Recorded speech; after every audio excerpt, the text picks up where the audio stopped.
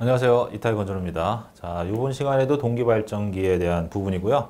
이번에는 이제 동기발전기의 축전류에 대한 내용입니다.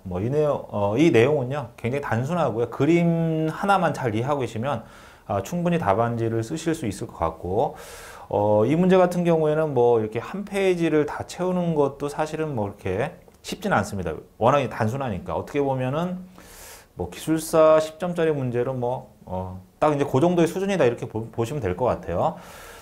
자, 이제 발전기의 축 전류라는 게 샤프트 축에 전류가 흐르는 건데, 이건 여기에 전류가 흐른다라는 건 여기 보시면 이제 베어링이 있죠. 이 축을 이제 고정하기 위한 베어링이 있는데, 베어링이라든지 어떤 부분에 그 자기적인 평형이 깨진다든지 아니면 마찰에 의한 어떤 정전기라든지 이러한 이유에서 기전력의 차이가 생기는 거죠. 그럼 전압이 높은 쪽에서 낮은 쪽으로 전류가 흐를 수밖에 없는 거고요. 이러한 전류가 흐르게 되면 이 샤프트에 열이 발생이 되면서 축이 좀 틀어진다든지 이런 문제가 생기겠죠. 자, 그래서 이런 그 축전류가 생기지 않게끔 하기 위해서는 구조적으로 여기에 자기적인 평형이 생기게끔 설계를 해주는 게 이제 첫 번째의 대책이고요.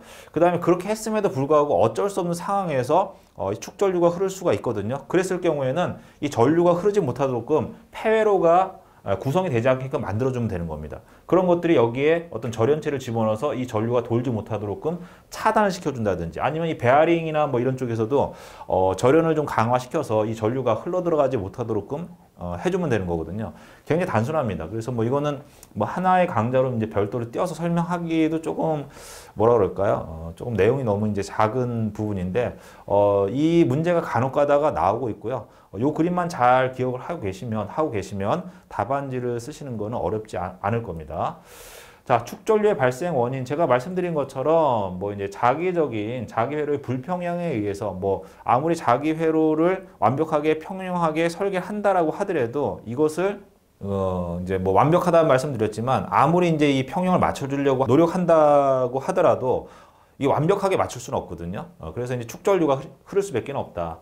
자, 그 다음에 이제 어떤 그 마찰에 의해서 이제 정전기라든지 이런 것들이 발생이 될 수가 있지 않습니까? 이런 부분에 있어서 평형이 깨지면서 전압이 유기가 되면서 전류가 흐를 수가 있다.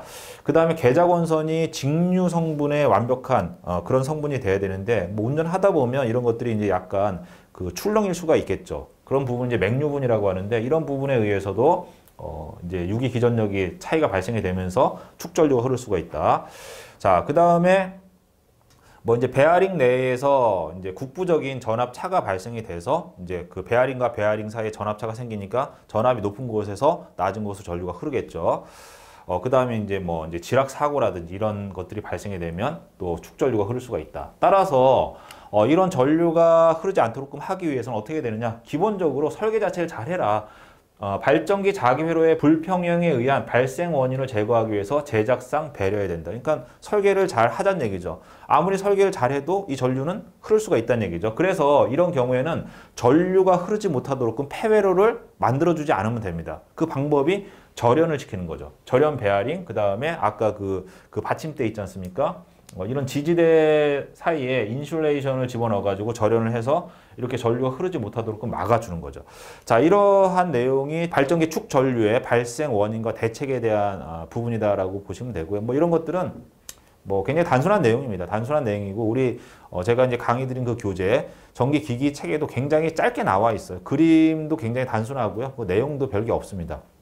이 정도 수준으로 해서 답안지를 작성을 해주시면 충분히 합격점의 점수를 받으실 수가 있을 겁니다. 자, 이렇게 해서 축 전류에 대한 강의는 마무리하고요. 다음 시간부터는 제가 전기자 반작용에 대한 내용을 좀 설명드리겠습니다. 전기자 반작용은 건축전기와 발송배전 기술사에서 굉장히 자주 출제가 되는 부분이고요. 그 내용은 이렇게 딱 우리가 공부해야 될 어떤 그런 항목들이 딱 정해져 있습니다. 자, 그 부분은 제가 다음 시간에 설명을 드리도록 하겠습니다.